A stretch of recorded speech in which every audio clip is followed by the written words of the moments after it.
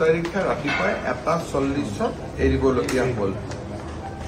ৱেডাৰটো যে বেয়া বৰষুণ হ'ব এইটো আপোনালোকে কেতিয়া গম পালে মেট্ৰলজি? আমি এইটো 29 তাৰিখে গধূলি 7:38 আমি খবৰ দিয়া হৈছে পানী এৰিব লাগিব বুলি কোৱাটো অলপ থাকিলে কি হয়?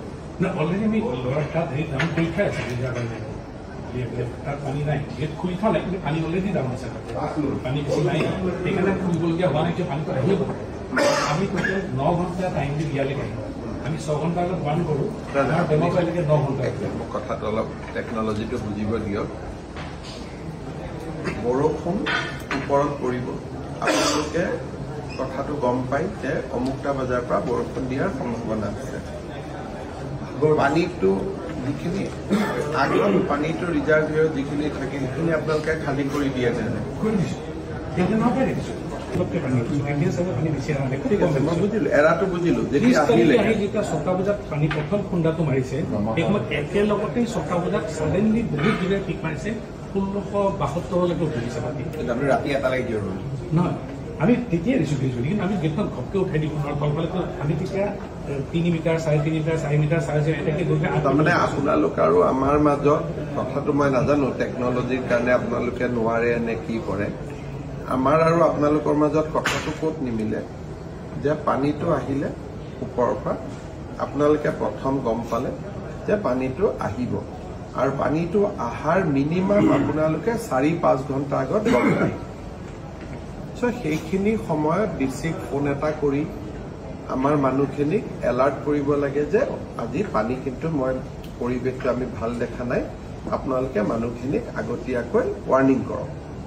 এতিয়া আপোনালোকে কি কৰিছে, গ্ৰুপত এটা মেছেজ দিছে, মোৰ হাতত যিটো খবৰ আছে। এতিয়া গ্ৰুপত মেছেজ দিয়াটো হ'ল কি যে ডিচিজনেতো নাজানে যে আজি বৰষুণ দিব, তেওঁতো শুই থাকিব ডেফিনেটলি। কথাটো বুজি পালে?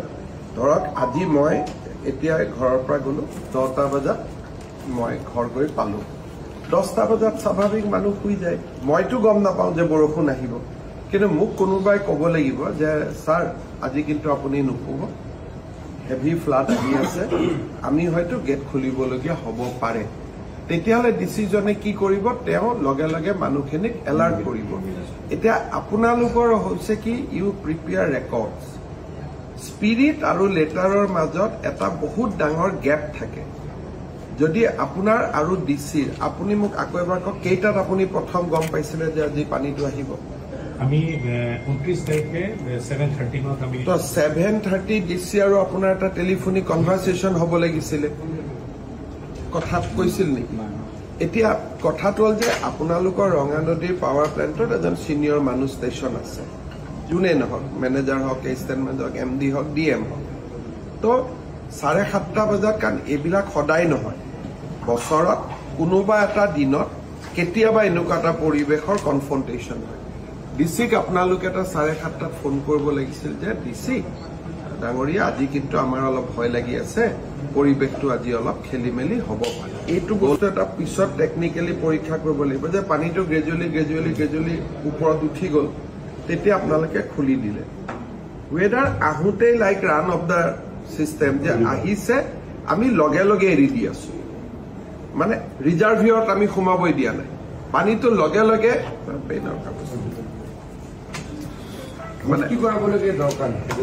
মানে আমি যদি সেই মুহূৰ্তত 4 ঘণ্টা ৰিজাৰ্ভিয়ৰত পানী নিদি অহাৰ লগে লগে পানীটো এৰি থাকো, it will be gradual and slow' release.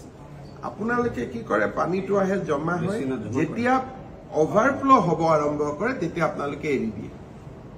কিন্তু টেকনলজিকেলি এইটো পাৰে নে নোৱাৰে মই নাজানো, আপোনালোকৰ এইটো চাব লাগিব যে 10% জমা হ'ল এৰি দিয়ক, 10% জমা হ'ল এৰি দিয়ক, 10% জমা হওক এৰি দিয়ক, তেতিয়া একেলগে ফ্ল'টো নহয়। এতিয়া মোক চিফ ছেক্ৰেটাৰীয়ে কৈছে যে গ্ৰুপত আপোনালোকে এটা মেছেজ দিছে, ইমান মানুহৰ জান মালৰ ক্ষতি হয়, গ্ৰুপত মেছেজটোৱে এনাফ নহয়, কাৰণ ডিচিটো শুব।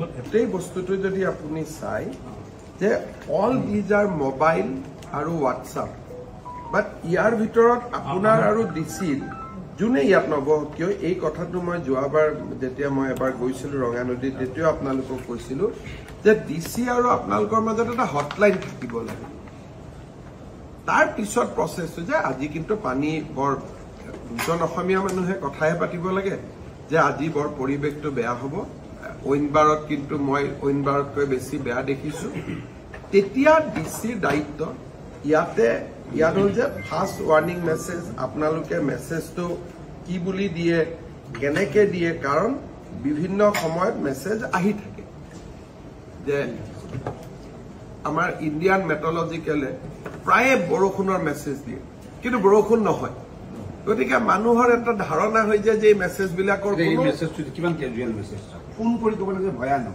আপুনি কৈছে আমি ইমান protocol has been don't go by documents আপোনাক এতিয়া আপুনি যদি কৈ আছে যে ইমান নামিল আপোনাক যদি মানে ঠিক আছে এতিয়া মই আপোনালোকক এইখিনিকে ৰিকুৱেষ্ট কৰিম যে এই কথাটোৰ কাৰণে এটা মই চিফ ছেক্ৰেটাৰীকো কৈছো দুটা কথা পাৱাৰ জেনেৰেশ্যনৰ কাৰণে ৰাখিব নহয় কথাটো এনেকুৱা নহয় আমাৰ যিটো নিয়ম আমাক তাত ফ্লাড কুচনিং কৰিব দিয়ে ফ্লাড পিকটো এনেকে আহে হাইড্ৰ'ভাৰ্বত তো এই গোটেই ফ্লাডটো এনেকে মানে আপোনালোকৰ পিকটো ৰাখি দিব নহয় আপোনালোকৰ ফ্লাড কুচনিং যিটো কয় সেইটো একচুৱেলি হেভি বৰষুণত ফ্লাড কুচনিংটো ট্ৰাই কৰিব নালাগে মই আজি আপোনাৰ কথাটোৰ পৰা টেকনিকেলি এইটোৱে বুজিলো যে আপোনালোকৰ এটা পইণ্ট আছে যলৈকে আপোনালোকে পানীটো ৰাখে once that water level is crosses আপোনালোকে ৰিলিজ কৰে আমাৰ কথাটো হ'ল যে ডেট ইজ এ ৰেট্ৰগেটিভ আমাৰ কথাটো হ'ল যে হুৱেন দেৰ ইজ এ হাই ৰেইন তেতিয়া আপোনালোকে কুচনিংটো এৰি দিব লাগে তেতিয়া কুচনিংটো যদি কৰিব খোজে পানী উইল বি ৰিলিজ এটা ধাক্কা আহিব আমি কৈছো ধাক্কা আহিব নালাগে লেট ইট বি গ্ৰেজুৱেল সেইটো এওঁলোকৰ ড্ৰিলটো হ'ল এনেকুৱা মই কথাটো বুজি পালো ধৰ এওঁলোকৰ আছে যে 8 মিটাৰলৈকে পানী ৰাখিব 11 মিটাৰলৈকেও ৰাখিব যিটো এওঁলোকে কৈছে যে চেষ্টা কৰিব যে 11 মিটাৰতো ৰাখিব তাৰ পিছত যেতিয়া নোৱাৰে দামৰ ওপৰত তেতিয়া ধাচ কৰি গেটখন খুব গ্ৰেজুৱেলি মানে গেটখন খুলি থাকে আপুনি ধৰক একেলগে খুলি নিদিয়ে বাট হাফটো খুলি দিলে গ্ৰেজুৱেলি যাতে পানীটো গৈ থাকে আমাৰ ৰিজনটো হ'ল এইটোৱে যে আৰু যদি 2 ঘণ্টা আগৰ পৰা আমি খুলিব পাৰো ধৰক পানীটো যেতিয়া আহি জমা হ'ল এনেকুৱা বলিয়া বৰষুণত আৰু কুচনিঙৰ কথাটো নাহে এইটো আপোনালোকে টেকনলজিকেলি পিছত আমি পাতি মই বুজিলো যে আমি এনেকে পানী আহিছে পানীটো run of the water type এৰি দিলো তেতিয়া সৰু সৰু সৰু গৈ থাকিব 8 মিটাৰৰ সেই বস্তুটো নাপায়গৈ কাৰণ ইট ইজ লাইক এ জলবোমা টাইপ হৈ গ'ল না যে উই হেভ ক্ৰিয়েটেড এ বম দেন উই ৰিলিজ দা বম যদি আমি তাক ক্ৰিয়েট নকৰাকৈ ৰাখিব পাৰো এইটো আপোনালোকৰ ড্ৰিলটোৱে কাৰেকশ্যন কৰিব লাগিব আপোনাৰ উপায় নাই তেনেকৈ বনোৱা আছে but we need to change the drill মই কথাটো ঠিক কৈছো